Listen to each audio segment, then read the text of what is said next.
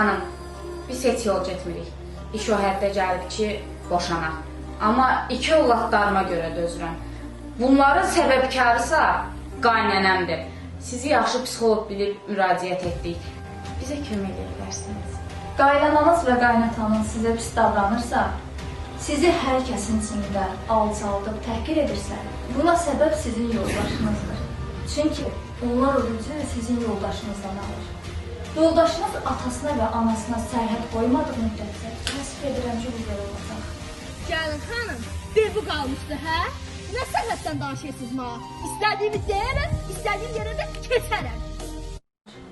Yoldaşınız atasına və anasına sərhəd qoymadığı müddətcə təsvir edirəm ki, bu belə olacaq.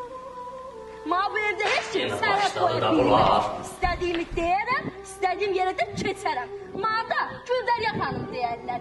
Aləmi qataran bir-birinə.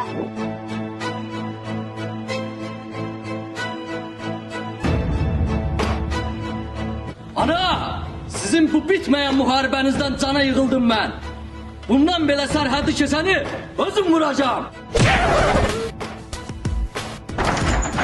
Ne karacaksan ha?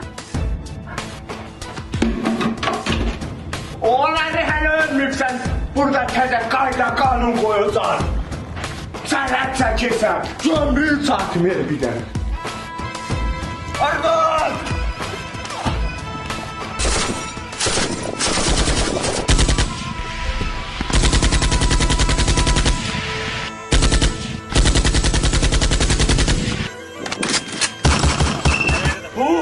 Kaynata! Sərhədi keçmə, sərhədi keçən burada. Oğlum yok. Kaça bile. Nədir? Limon. Bırak, ha yazıram. Ne oldu? Limon ha. Yetti.